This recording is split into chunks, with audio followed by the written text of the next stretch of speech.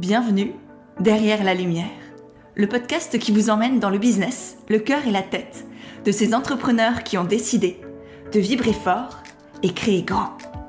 Je suis Pêche, coach et consultante des entrepreneurs de demain et hôte de ce podcast qui vous embarque dans les coulisses de l'entrepreneuriat. À travers des conversations vraies et humaines, pleines de secousses d'esprit et de conseils concrets pour avancer. Alors si vous croyez en un entrepreneuriat du cœur et des tripes, sans chichi, sans tabou, avec audace, vérité et simplicité, je suis heureuse de vous accueillir derrière la lumière. Et aujourd'hui, j'ai envie de vous transmettre une des plus belles leçons, un des plus beaux apprentissages que j'ai eu en 6 ans d'entrepreneuriat, qui est que l'une des plus grandes richesses que l'on a en tant qu'entrepreneur, c'est pas notre CA, c'est pas notre nombre d'abonnés, c'est le lien que l'on a avec ces gens-là, avec notre communauté, parce qu'il y a une vraie différence entre abonnés, audience et communauté, et avec nos clients. Parce que dans l'entrepreneuriat, je pense qu'on le sait tous, il y a tout qui peut changer, voire s'effondrer du jour au lendemain. On peut un jour avoir généré 1 million de chiffre d'affaires, mais s'il n'y a pas la récurrence, l'engagement, le lien des gens envers nous, ça ne recommencera pas. Ou au prix d'un temps et d'une énergie immense dépensée pour essayer de retrouver autant de personnes qui voudront bien acheter. Alors que c'est connu, c'est bien plus facile de faire grandir son activité en fidélisant ses clients qu'en cherchant toujours des nouveaux. Alors perso, je suis bien heureuse d'avoir privilégié ce lien humain aux chiffres et je préfère largement rester à 100 000 € de chiffre d'affaires par année en gardant cette connexion-là et en ayant une vraie vie à côté que toute autre chose. D'autant qu'avoir une communauté qui est à différencier, comme je le disais, d'une audience qui est beaucoup plus passive. Une communauté, c'est un socle, c'est une équipe, c'est des personnes qui sont engagées, qui vous répondent en commentaire, qui vous envoient des messages privés, qui vous soutiennent, qui partagent vos posts, vos podcasts, vos newsletters, etc. Alors qu'une audience, c'est juste des gens qui, peut-être potentiellement, vont vous lire et regarder vos stories, mais ça va rentrer dans une oreille et ressortir de l'autre, et ce sera exactement la même chose. Donc, c'est extrêmement important d'avoir cette communauté pour pouvoir s'assurer que, quoi qu'on propose, et même si demain, on bouleverse notre positionnement, voire qu'on change complètement de thématique, les gens resteront là. Parce qu'ils sont attachés à nous, à notre énergie et à notre singularité. Et pas juste à ce que l'on fait, et qui peuvent vous retrouver n'importe où ailleurs, chez n'importe quel créateur de contenu, entrepreneur X ou Y. D'où l'importance de ce sujet et des conseils que je vais vous partager. Juste avant de commencer, pense à t'abonner au podcast si ça fait quelques fois que tu écoutes et que tu n'es toujours pas abonné. Ça peut se faire sur YouTube ou sur ta plateforme d'écoute favorite, là où tu es actuellement. Et si tu es un ou une auditeur régulière, pense à le partager autour de toi, à une ou des personnes que ça pourrait aider également. D'autant plus ce sujet qui, comme dit, est extrêmement précieux en ce moment avec une concurrence démentielle de partout, sur tous les réseaux, dans tous les domaines. Avoir cette communauté et ces liens-là, c'est vital. Donc si ça peut aider d'autres entrepreneurs autour de toi, partage-leur, ça les aidera. Ça m'aidera moi aussi à faire connaître le podcast, à valoriser mon travail. Et puis, ça me donne envie, évidemment, de continuer. Mine de rien, c'est toujours sympathique. Donc voilà, je te remercie par avance pour ton soutien. Et on va plonger dans ce sujet avec en préambule une petite parenthèse extrêmement importante, qui est loin d'être une parenthèse en réalité, puisqu'il s'agit de notre posture d'entrepreneur et du lien particulier qui du coup se crée avec nos clients. Que l'on soit dans la création de produits, dans la prestation de services, que l'on soit au niveau local ou en digital, c'est essentiel de réfléchir à sa posture et de la définir, la choisir avec conscience. Parce qu'il y a une vraie différence entre le lien personnel et le lien professionnel. Et être proche de ses clients, ça ne veut pas dire devenir leur ami ou vouloir être aimé par eux. Et ça peut paraître bateau, banal, évident pour certains, mais ça l'est pas pour tout le monde et c'est pour ça que je préfère le rappeler. Rien que la semaine dernière, j'étais en échange avec une de mes clientes sur Telegram Et elle me disait à quel point c'était difficile pour elle de poser ses limites, de dire non, de respecter les termes de son contrat et de son devis, tout simplement parce qu'elle voulait être aimée de ses clients et qu'elle avait l'impression que faire plus que ce qui était défini dans le contrat initial, c'était normal. Et que c'était la preuve de son professionnalisme, de sa légitimité, de tout ce qu'elle pouvait apporter, etc. Sauf que c'est loin d'être le cas. Et c'est pour ça que cette différence de nature de lien, elle est essentielle à concrétiser dans sa tête et à expliciter à l'oral aussi envers ses clients. Le lien personnel, c'est ce qu'on partage avec nos familles, avec nos amis, c'est quand on partage tout. On cherche alors du soutien émotionnel et on attend que l'autre nous aime. Souvent inconditionnellement, c'est toujours plus sympa que « je t'aime juste si t'es gentil ». Je crois pas que ce soit de l'amour, mais bref, ça c'est encore un bien autre débat. Et à côté de ça, on a le lien professionnel, qui peut être très proche. Moi, j'ai une proximité assez développée avec mes clientes, parce qu'on travaille sur qui elles sont aussi. Parce que j'accompagne pas des entreprises, j'accompagne des entrepreneurs. Et ça nécessite d'avoir ce lien humain et d'être proche de mes clientes. Mais j'oublie jamais que mon but, c'est pas d'être aimé par elles. C'est de les guider, c'est de les accompagner, c'est de répondre à un besoin, de leur apporter de la valeur, de poser un cadre. Parfois, voire souvent, de les secouer, de leur dire ce que peut-être personne d'autre n'ose leur dire. Et au début, j'avoue, ça a été très difficile de leur rentrer dedans d'une certaine manière. Alors toujours avec amour et bienveillance et douceur, en s'adaptant aussi à la personnalité de l'autre, ça me paraît évident. Mais néanmoins, de dire les choses. Et je crois qu'au fond, c'est une des plus belles preuves d'amour et de respect que de dire les choses à celles et ceux qu'on aime ou qu'on apprécie tout simplement pour les aider à justement avancer et grandir. Moi, j'ai aucun intérêt à les brosser dans le sens du poil, à part pour mon ego, mon petit nombril qui a envie d'être aimé et d'avoir des « Ah merci, t'es gentil », je m'en fous, je m'en contrefous. Je suis pas là pour avoir des « Ah merci, t'es gentil », je suis là pour les aider à avancer dans leur chemin à elles. Et c'est pareil pour n'importe quel professionnel. La connexion avec notre communauté et nos clients, elle se joue dans la qualité de l'attention et de la valeur apportée, pas dans l'intimité forcée. Et que le client en face, que la personne en face ait envie de plus d'intimité, de proximité, voire d'une amitié, ou pas. C'est à nous, en tant que professionnels, qu'entrepreneurs, de poser nos limites. Et encore plus quand on est dans la prestation de service, quand on travaille autour de la psychologie, de l'état mental aussi des personnes, il va y avoir parfois des limites à rappeler, des frontières à ne pas franchir. Et ça, c'est le cas que vous soyez masseur, psychologue, prof de yoga, nutrithérapeute, peu importe. N'oubliez jamais que vous n'êtes pas là ni pour être aimé, ni pour créer des amitiés ou quoi que ce soit. Vous êtes là pour remplir un besoin, apporter de la valeur, être une oreille attentive, oui, mais pas une amie avec qui les liens deviennent flous, parce qu'au bout d'un moment, il n'y a plus de limites, que ce soit dans la prestation, que ce soit au niveau des tarifs aussi, c'est beaucoup plus difficile de faire payer le prix juste fixé à un ou une amie, les personnes ont tendance à abuser, on leur tend la main et ils nous arrachent le bras, donc tout ça c'est une juste posture à trouver.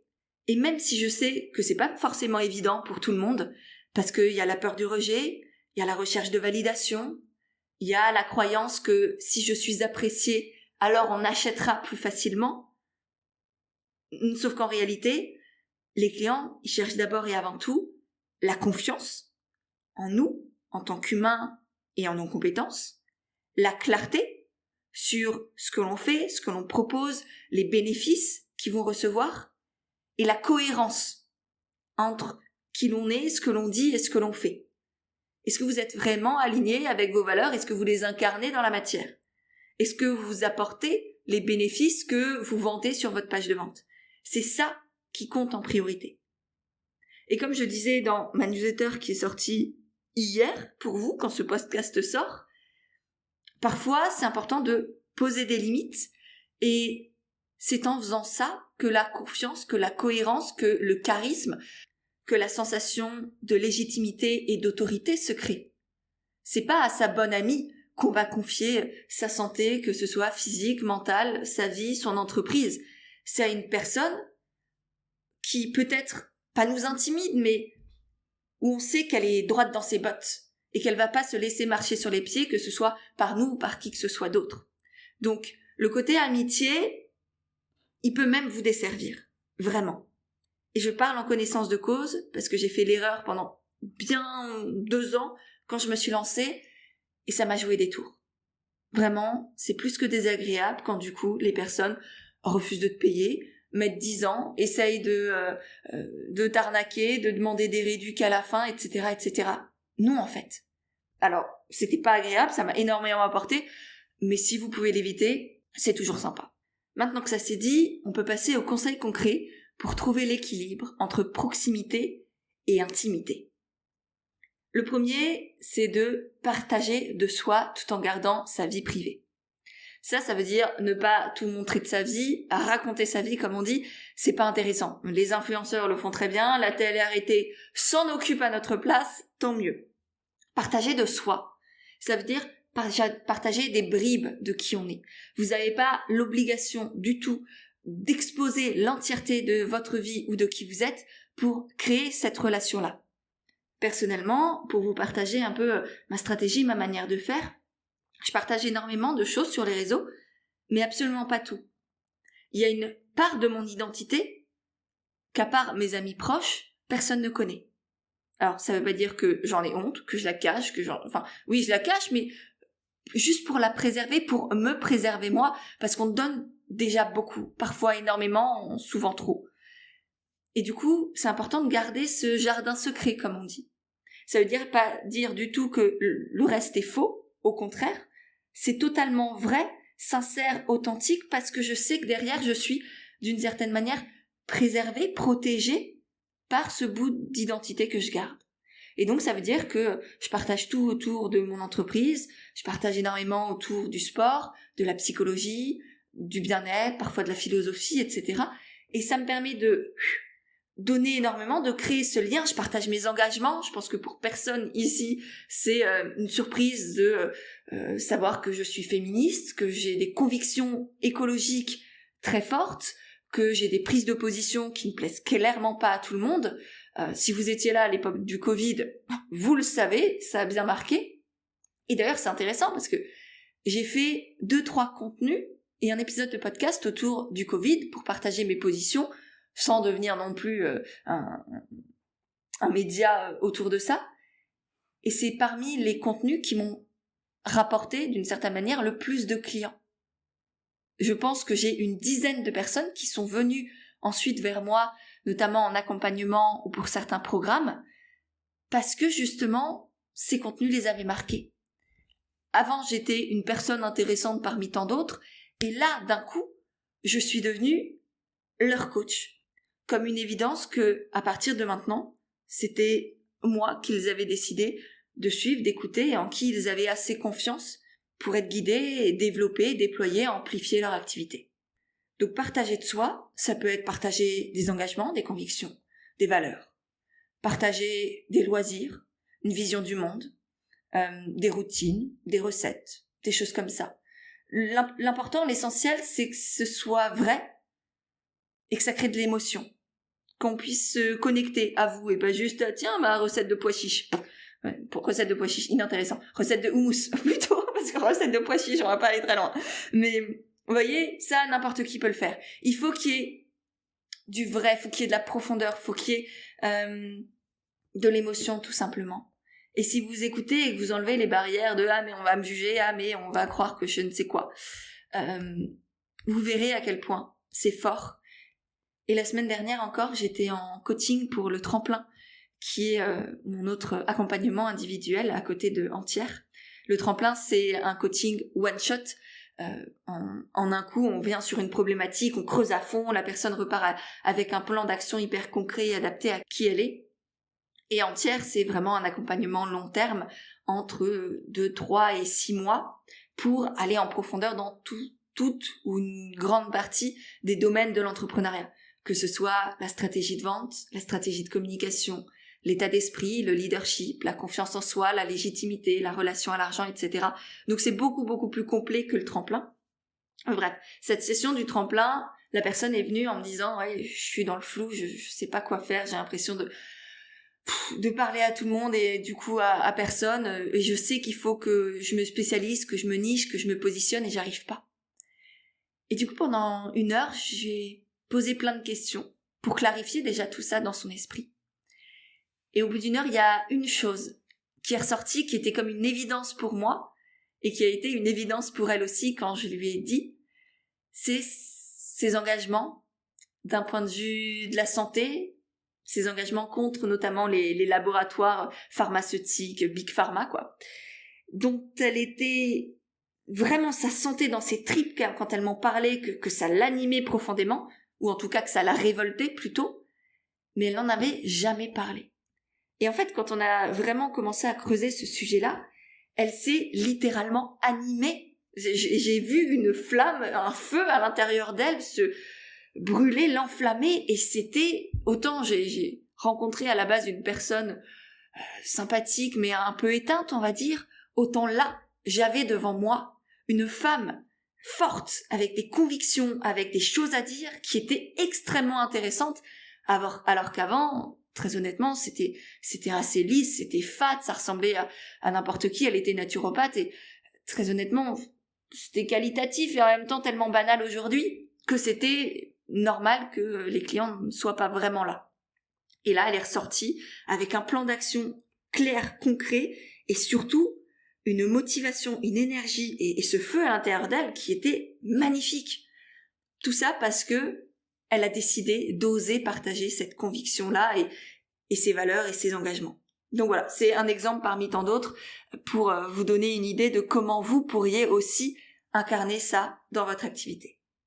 Le deuxième conseil que j'ai pour vous, c'est de faire preuve d'humilité sincère, de l'humilité authentique, comme on l'appelle en psychologie, qui veut dire ne pas se rabaisser constamment. Parce qu'une personne qui est trop humble, trop modeste tout le temps, très honnêtement, c'est juste agaçant. Enfin, je sais pas si c'est moi, mais une personne qui se rabaisse, qui est toujours là, ah non, mais c'est pas vrai, ah mais non, mais toi aussi, vas-y, assume, accepte le compliment ou ce que je t'offre avec plaisir et avec sincérité, moi aussi, accepte-le et revendique tes connaissances, tes compétences, tout en acceptant aussi, justement, tout ce que tu ne sais pas, tout ce que tu n'es pas, tout ce que tu ne connais pas encore. Et c'est ça l'humilité sincère. C'est une forme d'authenticité qui permet à la fois de créer une double confiance.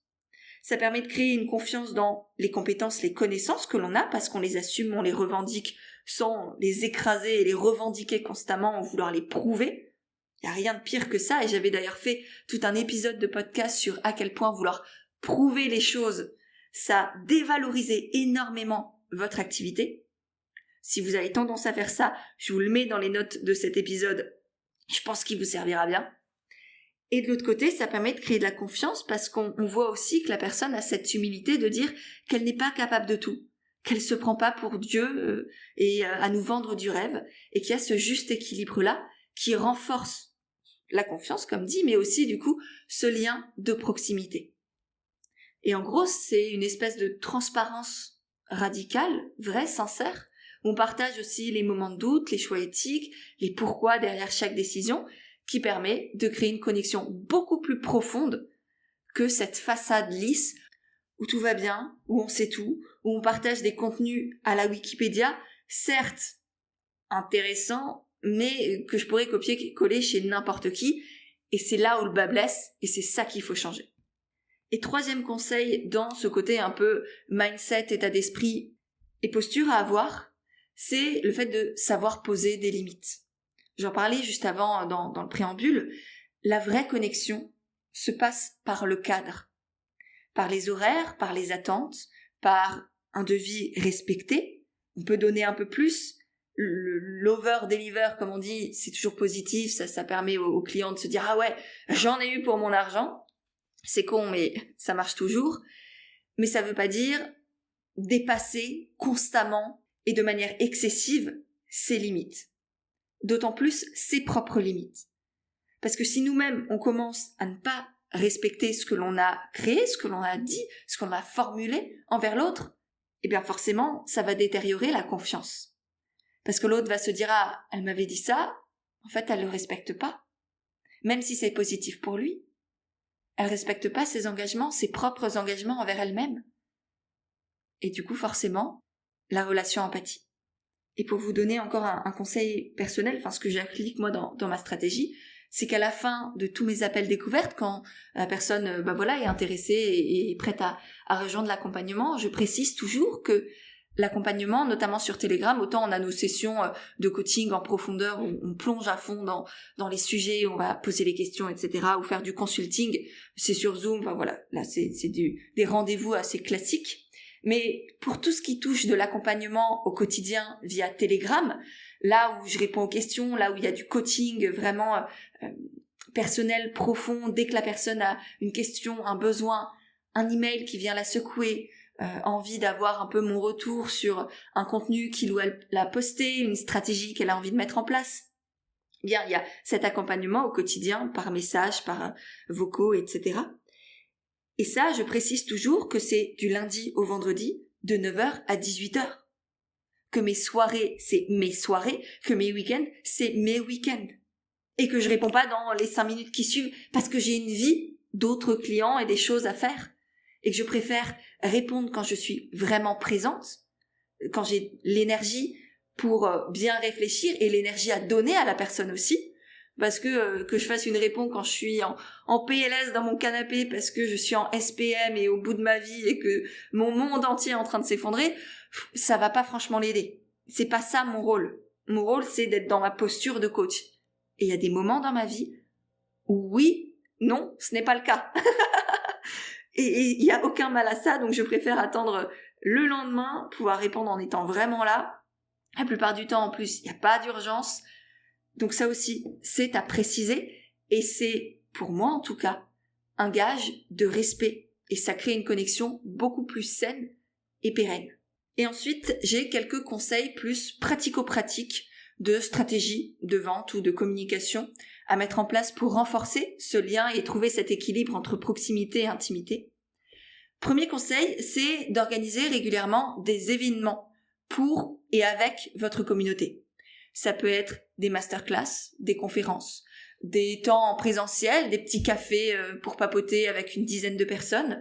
Ça peut être aussi, là moi dernièrement, j'ai organisé un gros concours sur Instagram pour faire gagner un des meilleurs programmes de mon catalogue.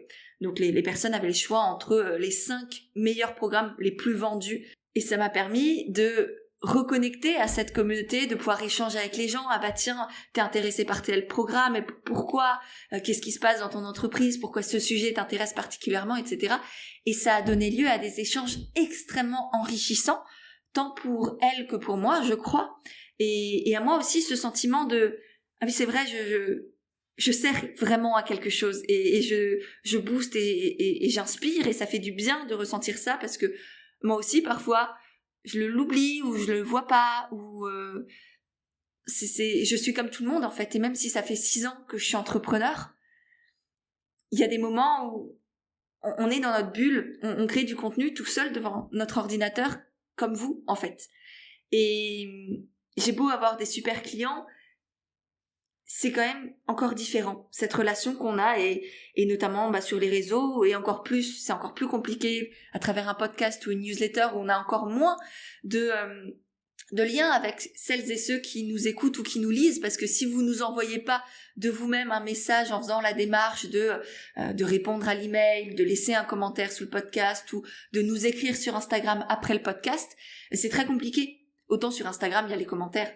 L'échange est plus facilité sous ces gros contenus que sont le podcast, une vidéo, une newsletter. C'est plus compliqué. Donc, évidemment, moi aussi parfois, je me dis à quoi bon. Et puis dans ces moments, ça fait du bien aussi, du coup, rien que pour soi, pour notre petit ego, notre morale, notre motivation. Organiser ces événements communautaires, c'est toujours très sympa. Et ça permet aussi à vos abonnés de vous découvrir sous un nouveau jour, de se sentir plus proche de vous, d'avoir des échanges aussi plus personnels. Donc c'est positif dans tous les sens.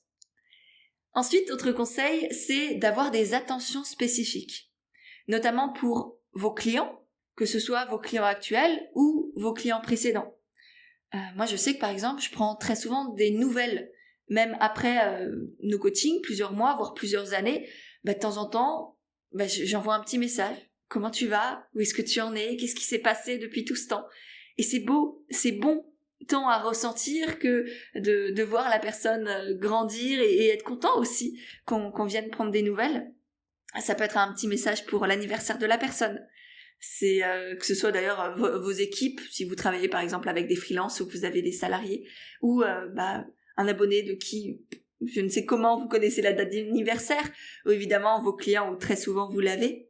Avoir des petites attentions comme ça, c'est tout bête, mais ça change tout. 6e conseil, c'est de créer des rituels avec votre communauté. Ça peut être par exemple, tous les mardis, vous avez la newsletter Coup de pêche. Vous savez que le matin, vous vous levez et dans votre boîte mail se trouve mon petit mot, ma réflexion du jour, pour vous aider à avancer, à développer une nouvelle conception de l'entrepreneuriat et avoir des conseils aussi toujours hyper concrets, que ce soit d'un point de vue de la psychologie, du neuromarketing, de la vente, de la communication, etc. pour avancer dans votre activité. C'est notre petit rendez-vous du mardi. Vous savez que ce podcast, il sort tous les mercredis, une semaine sur 2. C'est notre rendez-vous du mercredi. Et ça, c'est précieux, c'est comme une personne qui a ses habitudes avec le journal de 20h. Tous les soirs, à 20h, il sait qu'il allume la télé et qu'il regarde le journal. Et ça permet de faire partie du quotidien des gens. Et c'est là où on est le plus proche, c'est quand les personnes pensent à nous, ont des réflexes de « Ah, tiens, là, je vais écouter le podcast parce que je sais que c'est ce jour-là. » Je sais pas, peut-être que vous suivez certains créateurs de contenu, là, cet été, peut-être les vlogs de Léna, les vlogs d'août, qui ont fait un ramdam du tonnerre, et tous les soirs, pour sa communauté, c'était le rendez-vous. Et là, il y a un lien, une attache, une accroche humaine qui est phénoménale, et sa communauté, c'est aussi ses premiers clients de l'hôtel Mafouf et de tout ce qu'elle crée. Donc c'est en mettant en place ces habitudes, ces rituels, que vous pouvez aussi créer un sentiment d'appartenance qui est extrêmement fort. Et ça, c'est lié à la psychologie des communautés. On a tous besoin de se sentir appartenir à un ou des communautés. Et c'est là où on est le plus engagé, c'est là où on va le plus soutenir, être fidèle, en parler autour de nous. Donc voilà, des petites choses comme ça n'a rien de compliqué, mais ça peut tout changer. Et 7e conseil pour créer ce lien et cet équilibre entre proximité et intimité, c'est de mettre vos clients aussi au centre de ce que vous faites. Plutôt que toujours vous, on a évidemment un engouement autour du personal branding qui est une stratégie de communication extrêmement puissante. On la voit partout, que ce soit chez les créateurs de contenu, chez les solopreneurs, chez les entrepreneurs avec des équipes, même aujourd'hui chez les dirigeants de start-up et de grosses entreprises. Il y a de plus en plus un humain aussi qui fait figure, qui est l'image de l'entreprise ou de l'activité. Donc ça, c'est le personal branding, c'est ce que je travaille aussi avec 95% de mes clientes pour justement créer cet attachement à qui elles sont. Mais ça n'empêche pas de mettre en avant aussi vos clients, votre communauté. Ça peut être par des témoignages, ce qui est souvent assimilé aussi à la mise en avant de vos produits. C'est une très bonne stratégie de vente parce qu'on sait à quel point la preuve sociale d'un point de vue psychologique et neuromarketing, c'est puissant. Donc l'aval d'autrui sur vos offres est toujours pertinent. Mais ça peut être tout simplement aussi de partager leurs histoires, de les mettre en avant, de montrer leur transformation. Au-delà de juste qu'est-ce qu'elles ont vécu grâce à vous, c'est qui elles sont derrière tout ça, quel est leur parcours, à quel point elles sont inspirantes. Et c'est une très bonne manière de faire incarner vos produits, vos offres, sans être trop dans le forcing, trop dans la pub. C'est par exemple ce que fait très souvent Patagonia aussi, qui met ses clients aventuriers au centre de leur communication, plutôt que de parler directement et uniquement de leurs produits. Et c'est une stratégie qui s'adapte à absolument n'importe qui, n'importe quel produit, n'importe quel service même. Moi, c'est quelque chose, je sais qu'avec mes clientes, on utilise aussi régulièrement parce que c'est bénéfique pour tout le monde, c'est valorisant pour la personne, c'est valorisant pour vos offres, vos produits. C'est aussi parfois plus simple pour vous de mettre en lumière quelqu'un d'autre que toujours soi. Donc, Pensez aussi que votre marque, votre entreprise peut être incarnée par d'autres personnes que vous. Bon, je crois qu'on a fait un bon petit tour. Je pourrais continuer avec d'autres conseils pendant 1000 ans, mais l'idée, c'est pas de vous assommer avec des conseils, c'est que vous puissiez les mettre en application. Donc je préfère vous en donner un peu moins, mais que vous puissiez déjà repartir avec tout ça et rien qu'en utiliser un ou deux. Alors je serais très heureuse de savoir lesquels vous avez envie de piocher ou lesquels vous faites peut-être aussi déjà, lesquels vous avez découvert également. N'hésitez pas à m'envoyer un petit message sur Instagram. En conclusion de tout ça, on a vu que l'idée c'est de trouver un juste milieu entre proximité, lien, connexion avec les gens, sans tomber pour autant dans l'intimité, dans le partage à outrance, dans presque une forme de télé-réalité. Et que la connexion, c'est pas un truc en plus qu'on doit absolument donner et devenir ami avec les gens et tout accepter, mais que c'est le socle d'une entreprise durable qui doit avoir un cadre, des limites, et vous, une certaine posture, une assise, une prestance pour avoir une certaine présence et créer de la confiance. Être proche de sa communauté et de ses clients, c'est pas être partout tout le temps et répondre le plus vite possible à n'importe quelle demande. C'est être vrai, humain et ouvert aux autres. Si vous avez envie d'aller plus loin pour creuser ce sujet, renforcer ou créer tout simplement une communauté soudée, avoir plus de liens avec vos clients, pouvoir les fidéliser aussi beaucoup plus facilement et naturellement, j'ai créé tout un programme en ligne dédié à ce sujet-là qui s'appelle Connexion Client et qui est dédié au fait de réussir à toucher ses clients de cœur et à développer sa communauté pour créer une entreprise pérenne et humaine. Donc si c'est un sujet qui vous intéresse, je vous glisse le lien juste en dessous dans les notes de l'épisode. Et si vous avez envie d'aller plus loin et de plonger dans d'autres thématiques, que ce soit votre stratégie de vente, votre stratégie de communication, développer votre visibilité, votre notoriété, revoir votre business model, remettre de la joie, de la clarté, de la légèreté dans votre activité, ou tout simplement trouver et assumer votre singularité pour vous différencier de tous ces concurrents qui sont arrivés sur le marché ces dernières années. Et je sais à quel point c'est compliqué ces derniers mois notamment pour beaucoup d'entrepreneurs et que souvent ce qui manque, c'est la différenciation, toucher les gens, impacter les cœurs et faire en sorte que ce soit vous qu'on choisisse. Et je serais ravie d'en parler avec vous durant un appel découverte offert. Vous avez aussi le lien dans les notes de l'épisode juste en dessous. J'espère dans tous les cas que cet épisode vous a plu. Si c'est le cas, pensez à le partager autour de vous, notamment une petite story sur Instagram, ça fait toujours plaisir. Laissez aussi des petites étoiles et un commentaire dans votre application de podcast préférée que vous utilisez actuellement. Et puis nous, on se retrouve tout de suite sur Instagram et mercredi dans 2 semaines pour un nouvel épisode Derrière la lumière.